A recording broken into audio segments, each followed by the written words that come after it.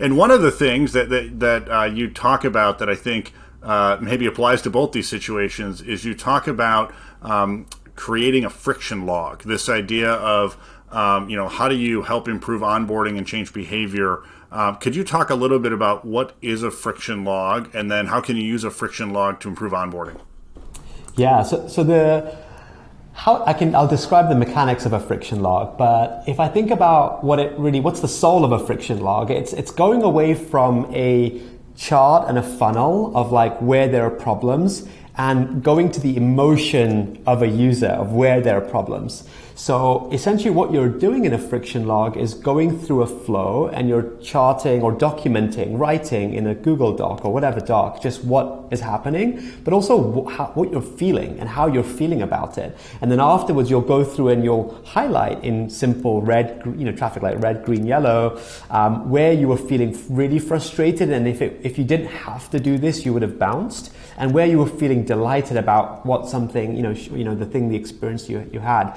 And so when you do this friction log, and maybe as a tip for companies, when you have new employees joining, we at Chameleon have them create friction log of the product so that every time we get that fresh new perspective of what is it like to go through key flows in the product. But what you get these documents, what you see is these areas of red or maybe yellow. Maybe you don't have it, your product's great, but you'll see some areas where there's frustration from a user, and that's where you can narrow in. And so when you're trying to improve onboarding, what you're not trying to do is, hey, let me give everyone a walkthrough of our product or a walkthrough of every feature. What that's akin to is, here's a manual. Hey, I just gave you a snazzy manual to read before you actually play with the thing that you purchased.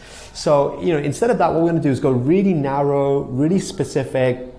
Where is there friction? Where is there frustration? And how can we overcome that friction and frustration? Now, some of that might be underlying changes in the UI, but some of it might be a lack of understanding about a key term. Like, what is this new term that I've come across? Now I have to go Google and figure out what is this term. So you can have a little tooltip there. Or it's like, I'm trying to do something, or I have to make a decision between two options, but I don't have all the information to make a good decision. So now I'm confused. And I'll come back to that. So maybe I can get some additional information at that time. So the idea behind friction logs is to make it crystal clear where there's frustration from an emotional perspective, and tune into that when you're improving your onboarding or creating in-product experiences.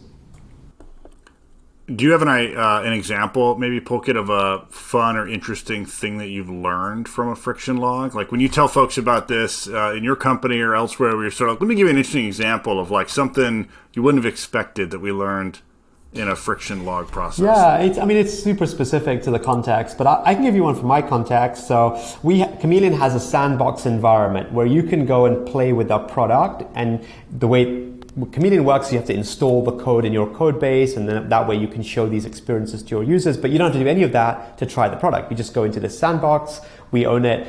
And so what we learned from the friction log was that actually so we have a dummy application in the sandbox for you to play and build experiences for.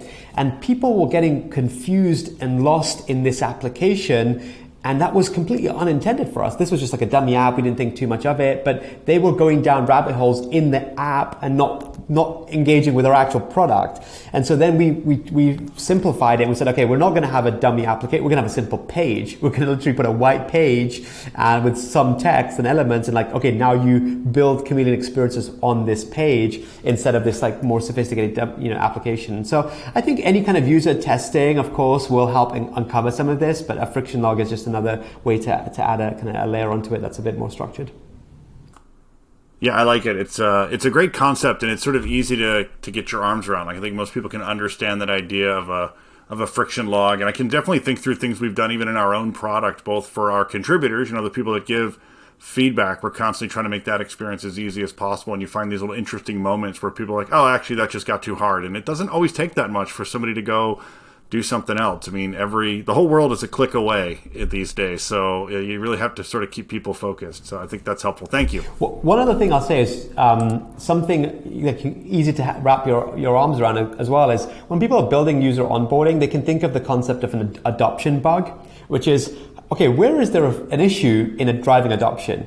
And the goal of that is to think, again, very specific and be very focused, and you can delineate very separately the different adoption bugs someone has. And so if you can think about those adoption bugs, then you can tackle and solve those one at a time, rather than trying to solve the whole thing with one experiment or with one change or with one flow.